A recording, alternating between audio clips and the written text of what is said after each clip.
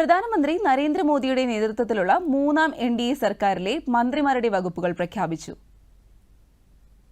Personal, public grievances, pension, ആണവോർജ്ജം, ബഹിരാകാശം എന്നീ വകുപ്പുകളാണ് പ്രധാനമന്ത്രി നരേന്ദ്രമോദി കൈകാര്യം ചെയ്യുക. കൂടാതെ മറ്റു മന്ത്രിമാർക്ക് നൽകാത്ത വകുപ്പുകളുടെ ചുമതലയും അദ്ദേഹം വഹിക്കും. ആഭ്യന്തരമന്ത്രിയായി അമിത്ഷാ വീണ്ടും എത്തുന്ന മന്ത്രിസഭയിൽ പ്രതിരോധ മന്ത്രി കസേരയിൽ രാജ്നാഥ് സിംഗ് തുടരും. അമിത്ഷായ്ക്ക് സഹകരണ മന്ത്രാലയത്തിന്റെ ചുമതലയും നിലനിർത്തിയിട്ടുണ്ട്. വിദേശകാര്യ മന്ത്രാലയത്തിന്റെ അമരക്കാരനായ S. ജയശങ്കറിനെയും NDA മാറ്റിയില്ല. വാണിജ്യ മന്ത്രാലയത്തിൽ പീയൂഷ് ഗോയലിനെയും വിദ്യാഭ്യാസ മന്ത്രാലയത്തിൽ ധർമ്മേന്ദ്ര പ്രധാനെയും നിലനിർത്തി. റെയിൽവേക്കൊപ്പം വാർത്താവിതരണം, IT വകുപ്പുകൾ കൂടി അശ്വിനി വൈഷ്ണവിനെ ഏൽപ്പിച്ചു. തമിഴ്നാട്ടിലെ നീലഗിരിയിൽ നിന്നുള്ള L. മുരുകനാണ് ഇത്തവണയും കേന്ദ്ര വാർത്താവിതരണ പ്രക്ഷേപണ സഹമന്ത്രി സ്ഥാനം. പാർലമെന്ററി കാര്യ വകുപ്പിന്റെ സഹമന്ത്രി സ്ഥാനവും അദ്ദേഹത്തിന് തന്നെയാണ്. ധനമന്ത്രാലയത്തിന്റെ ചുമതലയിൽ നിർമ്മല സീതാരാമൻ തന്നെ തുടരും. തുടർച്ചയായ മൂന്നാം തവണയും ഉപരിതല ഗതാഗത വകുപ്പ് നിതിൻ ഗഡ്കരിയെ തേടിയെത്തി. അസം മുൻ മുഖ്യമന്ത്രി സർബാനന്ദ സോനോവാൾ തുറമുഖം, ഷിപ്പിംഗ്, ജലപാത മന്ത്രാലയം നിലനിർത്തിയപ്പോൾ ഭൂപേന്ദർ യാദവ് പരിസ്ഥിതി, വനം, കാലാവസ്ഥാ വ്യതിയാന പോർട്ട്ഫോളിയോ നിലനിർത്തിയിട്ടുണ്ട്. അതേസമയം മധ്യപ്രദേശ് മുൻ മുഖ്യമന്ത്രി ശിവരാജ് സിംഗ് ചൌഹാൻ പുതിയ കൃഷിമന്ത്രിയും മുൻ ഹരിയാന മുഖ്യമന്ത്രി മനോഹർ ലാൽ ഖട്ടർ ഇപ്പോൾ വൈദ്യുതി, ഭവന, നഗരകാര്യ മന്ത്രാലയത്തിന്റെ തലവനുമാകും.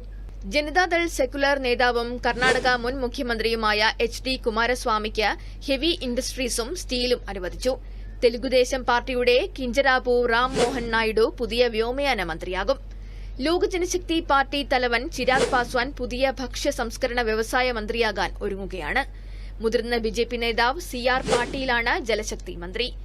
ധാർവാഡ് MP പ്രഹ്ലാദ് ജോഷിയെ പാർലമെന്ററി കാര്യങ്ങളിൽ നിന്ന് ഉപഭോക്തൃകാര്യം, ഭക്ഷ്യ പൊതുവിതരണം, പുതിയതും പുനരുപയോഗിക്കാവുന്നതുമായ ഊർജ്ജ മന്ത്രാലയങ്ങളിലേക്ക് മാറ്റി.